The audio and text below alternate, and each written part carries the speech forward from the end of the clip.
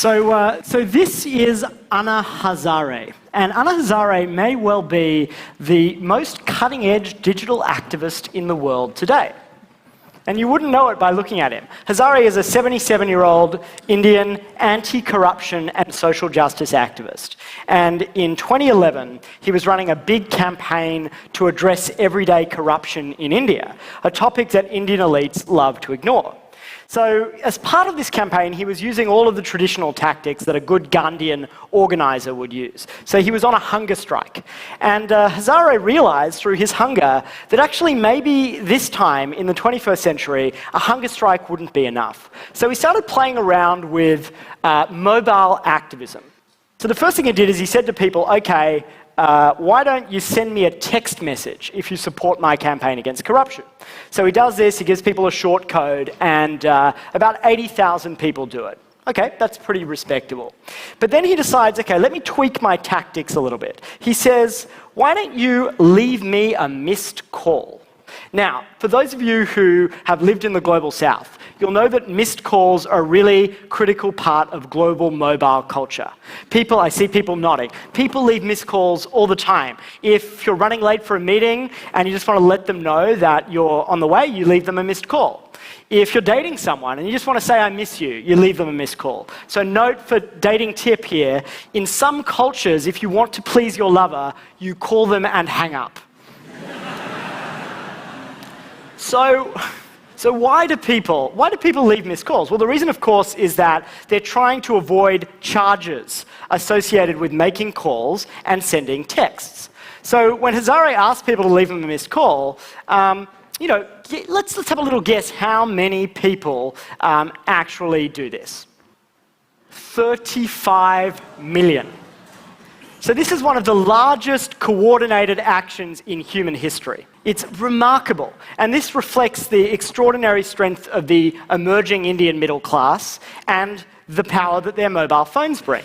But he used that. Hazare ended up with this massive CSV file of mobile phone numbers, and he used that to deploy real people power on the ground, to get hundreds of thousands of people out on the streets in Delhi to make a national point of everyday corruption in India. It's a really striking story. So this is me when I was 12 years old. I hope you see the resemblance. And I was also an activist, and I have been an activist all my life. I had this really funny childhood where I traipsed around the world, meeting world leaders and Nobel Prize winners, talking about third world debt, as it was then called, and demilitarization. I was a very, very serious child. And back then, in the early 90s, I had a very cutting-edge tech tool of my own. The fax. And the fax was the tool of my activism. And at that time, it was the best way to get a message to a lot of people all at once. And so I'll give you one example of a fax campaign that I ran. It was the eve of the Gulf War. And I organized a global campaign to flood the hotel, the Intercontinental in Geneva, where James Baker and Tariq Aziz were meeting on the eve of the war. And I thought if I could flood them with faxes, we'll stop the war. Well, unsurprisingly, that campaign was wholly unsuccessful. And there were lots of reasons for that, but there's no doubt that one sputtering fax machine in Geneva was a little bit of a bandwidth constraint in terms of the ability to get a message to lots of people. And so, I went on to discover some better tools. I co-founded Avaz, which uses the internet to mobilize people and now has almost 40 million members. And I now run Purpose, which is a home for these kinds of technology-powered movements. So what's the moral of this story? Is the moral of the story, you know what, the fax is kind of eclipsed by the mobile phone. This is another story of tech determinism. Well, I would argue that there's actually more to it than that. I'd argue that in the last 20 years, something more fundamental has changed than just new tech.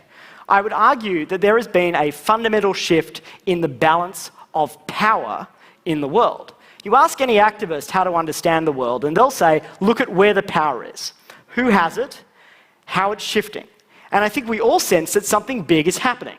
So Henry Timms and I, Henry's a fellow movement builder, got talking one day and we started to think, how can we make sense of this new world? How can we describe it and give it a framework that makes it more useful? Because we realized that many of the lessons that we were discovering in movements actually applied all over the world in many sectors of our society.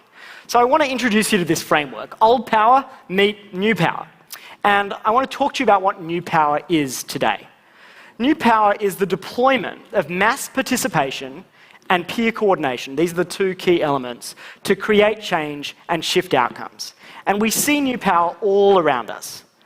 This is Beppe Grillo. He was a populist Italian blogger who, with a minimal political apparatus and only some online tools, won more than 25% of the vote in recent Italian elections.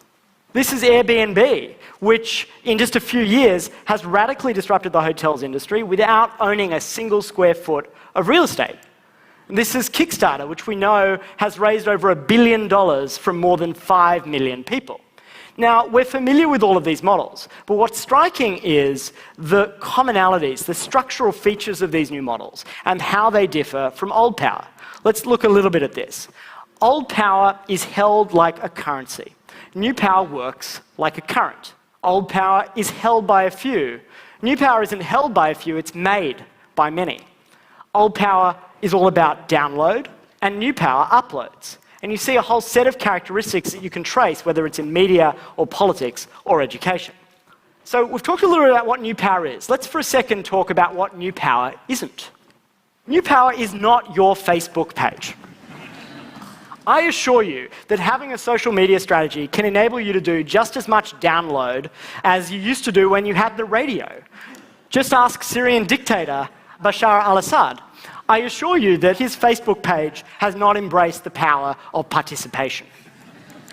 New power is not inherently positive. In fact, this isn't a normative argument that we're making. There are many good things about new power, but it can produce bad outcomes. More participation, more peer coordination sometimes distorts outcomes, and there are some things, like things, for example, in the medical profession, that we want new power to get nowhere near. And thirdly, new power is not the inevitable victor. In fact, unsurprisingly, as many of these new power models get to scale, what you see is this massive pushback from the forces of old power. Just look at this really interesting, epic struggle going on right now between Edward Snowden and the NSA. You'll note that only one of the two people on this slide is currently in exile. And so it's not at all clear that new power will be the inevitable victor. That said, keep one thing in mind. We're at the beginning of a very steep curve. So you think about some of these new power models, right? These were just like someone's garage idea a few years ago, and now they're disrupting entire industries. And so what's interesting about new power is the way it feeds on itself. Once you have an experience of new power, you tend to expect and want more of it. So let's say you've used a peer-to-peer lending platform like LendingTree or Prosper, then you've figured out that you don't need the bank. And who wants the bank, right? And so that experience tends to embolden you. It tends to make you want more participation across more aspects of your life. And what this gives rise to is a set of values. We talked about the models that new power has engendered, the Airbnbs, the Kickstarters. What about the values? And this is an early sketch at what new power values look like. New power values prize transparency above all else. There's almost a religious belief in transparency, a belief that if you shine a light on something, it will be better. And remember that in the 20th century, this was not all true. People thought that gentlemen should sit behind closed doors and make comfortable agreements. New power values of informal, networked governance. New power folks would never have invented the UN today, for better or worse. New power values participation, and new power is all about do-it-yourself. In fact, what's interesting about new power is that it eschews some of the professionalization and specialization that was all the rage in the 20th century. So what's interesting about these new power values and these new power models is what they mean for organizations. So we spent a bit of time thinking, okay, how could we plot organizations on a 2x2 where essentially we look at new power values and new power models and see where different people sit. And we started with a US analysis. And let me show you some interesting findings. So the first is Apple. In this framework, we actually describe Apple as an old power company. That's because, the ideology, the governing ideology of Apple is the ideology of the perfectionist product designer in Cupertino. It's absolutely about that beautiful, perfect thing descending upon us in perfection. And it does not value as a company transparency. In fact, it's very secretive.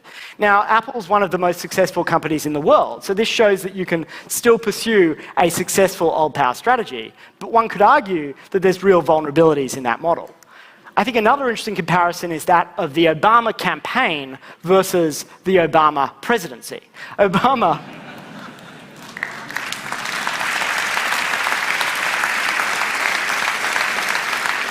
Now, I like President Obama. He ran with new power at his back, right? And he said to people, we are the ones we've been waiting for. And he used crowdfunding to power a campaign. But when he got into office, he governed like more or less all the other presidents did. And this is a really interesting trend, is when new power gets powerful, what happens? So this is a framework you should look at and think about where your own organization sits on it, and think about where it should be in 5 or 10 years. So what do you do if you're old power? Well, if you're there thinking in old power, you know what, this won't happen to us, then just look at the Wikipedia entry for Encyclopedia Britannica. Let me tell you, it's a very sad read. But if you are old power, the most important thing you can do is to occupy yourself before others occupy you, before you are occupied. Imagine that a group of your biggest skeptics are camped in the heart of your organization, asking the toughest questions, and they can see everything inside of your organization. And ask them, would they like what they see, and should our model change? What about if you're new power? Is new power just kind of riding the wave to glory? I would argue no. I would argue that there are some very real challenges to new power in this nascent phase. Let's stick with the Occupy Wall Street example for a moment.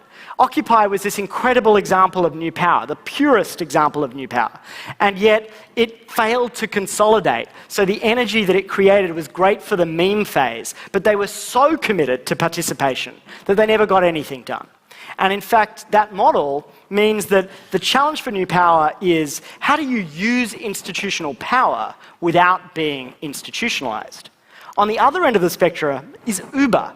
Uber is an amazing, highly scalable new power model. That network is getting denser and denser by the day. But what's really interesting about Uber is it hasn't really adopted new power values. This is a real quote from the Uber CEO recently. He says, once we get rid of that dude in the car, he means drivers, Uber will be cheaper. Now, new power models live and die by the strength of their networks, by whether the drivers and the consumers who use the service actually believe in it. Because they're not an exercise of top-down perfectionism. They are about the network. And so the challenge, and this is why it's in no way surprising, that Uber's drivers are now unionizing. It's extraordinary. Uber's drivers are turning on Uber. And the challenge for Uber, and this isn't an easy situation for them, is that they are locked into a broader superstructure that is really old power. They've raised more than $1 billion in the capital markets. Those markets expect a financial return. And the way you get a financial return is by squeezing your users and your drivers for more and more value, and giving that value to your investors. So the big question about the future of new power, in my view, is will that old power just emerge? So will new power elites just become old power and squeeze? Or will that new power base bite back? Will the next big Uber be co-owned by Uber drivers? And I think this is going to be a very interesting structural question. Finally, think about new power being more than just an entity that scales things that make us have slightly better consumer experiences. My call to action for new power is to not be an island. We have major structural problems in the world today that could benefit enormously from the kinds of mass participation and peer coordination that these new power players know so well how to generate. And we badly need them to turn their energies and their power to big, what economists might call public goods problems that are often beyond markets where investors can easily be found. And I think if we can do that, we might be able to fundamentally change not only human beings' sense of their own agency and power, because I think that's the most wonderful thing about new power, is that people feel more powerful, but we might also be able to change the way we relate to each other and the way we relate to authority and institutions. And to me, that's absolutely worth trying for. Thank you very much.